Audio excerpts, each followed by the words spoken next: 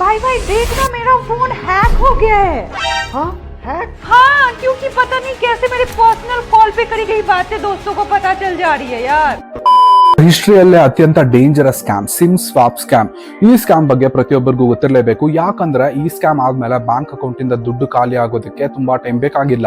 Scammer ಬಂದು ನಿಮ್ಮ leak ಆಗಿರೋ ಡೇಟಾನ ಇಂಟರ್ನೆಟ್ ಇಂದ ತಗೊಂಡು ನಿಮ್ಮ ಹೆಸರು, ಅಡ್ರೆಸ್, ಆಧಾರ್ ಕಾರ್ಡ್ ನ ಕೊನೆಯ 4 ಡಿಜಿಟ್ಸ್, ಫೋನ್ ನಂಬರ್, ಈ ರೀತಿ ಪರ್ಸನಲ್ ಡೀಟೇಲ್ಸ್ ನ ನಿಮ್ಮ ಐಡೆಂಟಿಟಿನ ಯೂಸ್ ಮಾಡಿ ನಿಮ್ಮ ಟೆಲಿಕಾಂ ಕಂಪ್ನಿಗೆ ಕಾಲ್ ಮಾಡಿ ನನ್ನ ಫೋನ್ ಕಳೆದು ಹೋಗಿದೆ, ಹೊಸ ಸಿಮ್ ಬೇಕು ಅಂತ ಹೇಳಿ ಕಂಪನಿ ಇದನ್ನ ಏನಾದ್ರೂ ವೆರಿಫೈ ಮಾಡಿ ಹೊಸ ಸಿಮ್ ಅಥವಾ ಈ ಸಿಮ್ ಆಕ್ಟಿವೇಟ್ ಮಾಡಿದ್ರೆ ನಿಮ್ಮ ಒರಿಜಿನಲ್ ಸಿಮ್ ತಕ್ಷಣ ಆಫ್ ಆಗುತ್ತೆ, ನೆಟ್ವರ್ಕ್ ಹೋಗುತ್ತೆ, ಮತ್ತೆ ಇಲ್ಲಿಂದ ಒಂದು ಗೇಮ್ ಸ್ಟಾರ್ಟ್ ಆಗುತ್ತೆ. ನಿಮ್ಮ ಫೋನ್ಗೆ ಬರುವ SMS calls, bank OTPs, verification codes ಎಲ್ಲ ಸ್ಕ್ಯಾಮರ್ ಹತ್ರ ಹೋಗೋದಕ್ಕೆ ಸ್ಟಾರ್ಟ್ ಆಗುತ್ತೆ. ಆಮೇಲೆ ನಿಮ್ಮ email ID, bank account, UPI apps ಎಲ್ಲ ಲಾಗಿನ್ ಮಾಡಿ ನಿಮ್ಮ ದುಡ್ಡು ಖಾಲಿ ಮಾಡಬಹುದು.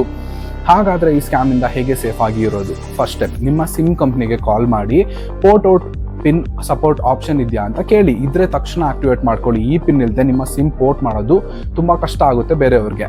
ಸೆಕೆಂಡ್ ಸ್ಟೆಪ್, ಬ್ಯಾಂಕಿಂಗ್ ಆಪ್ಸ್ ಮತ್ತೆ ಇಂಪಾರ್ಟೆಂಟ್ ಅಕೌಂಟ್ಸ್ ಅಲ್ಲಿ OTP ಮೇಲೆ ಮಾತ್ರ ಡಿಪೆಂಡ್ ಆಗಬೇಡಿ. ಪಾಸಿಬಲ್ ಇದ್ರೆ ಅಥೆಂಟಿಕೇಟರ್ ಆಪ್ ಅಥವಾ ಬಯೋಮೆಟ್ರಿಕ್ ವೆರಿಫಿಕೇಶನ್ ಯೂಸ್ ಮಾಡಿ. ಇದರಿಂದ ಎಕ್ಸ್ಟ್ರಾ ಸೆಕ್ಯೂರಿಟಿ ಸಿಗುತ್ತೆ. ಥರ್ಡ್ ಸ್ಟೆಪ್, ಯಾವುದೇ ರೀಸನ್ ಇಲ್ಲದೆ ನಿಮ್ಮ ನೆಟ್ವರ್ಕ್ ಸಡನ್ ಆಗಿ ಹೋದ್ರೆ ಅವರ್ಗಟ್ಲೆ ಇಗ್ನೋರ್ ಮಾಡಬೇಡಿ. ಇದು ಸಿಮ್ ಸ್ವಾಪ್ ಸ್ಕ್ಯಾಮ್ ನ ಮೊದಲ ಸಿಗ್ನಲ್ ಆಗಿರ್ಬೋದು. ತಕ್ಷಣ email ID, bank account, UPI apps check ಮಾಡಿ ಪಾಸ್ವರ್ಡ್ ಚೇಂಜ್ ಆಗಿದೆಯಾ ಅಂತ ನೋಡಿ. 4ನೇ ಸ್ಟೆಪ್, ಫ್ರಾಡ್ ಆಗಿದೆ ಅನಿಸ್ತಾ ಇದ್ರೆ ತಕ್ಷಣ ಬ್ಯಾಂಕ್ಗೆ ಕಾಂಟ್ಯಾಕ್ಟ್ ಮಾಡಿ. ನಿಮ್ಮ ಬ್ಯಾಂಕ್ ಅಕೌಂಟ್ ನ ಫ್ರೀಸ್ ಮಾಡೋಕೆ ರಿಕ್ವೆಸ್ಟ್ ಮಾಡಿ. ಡಿಲೇ ಮಾಡಬೇಡಿ, ಪ್ರತಿ ನಿಮಿಷನೂ ಇಂಪಾರ್ಟೆಂಟ್. ತುಂಬಾ ಇಂಪಾರ್ಟೆಂಟ್ ಇನ್ಫಾರ್ಮೇಶನ್ ಇದು. ಇದನ್ನ ನಿಮ್ಮ ಫ್ರೆಂಡ್ಸ್, ಫ್ಯಾಮಿಲಿ ಎಲ್ಲರ ಜೊತೆ ಶೇರ್ ಮಾಡಿ. ಈ ರೀತಿ ಯೂಸ್ಫುಲ್ ಇನ್ಫಾರ್ಮೇಶನ್ ಡೈಲಿ ಬೇಕಂದ್ರೆ ಫಾಲೋ ಮಾಡಿ.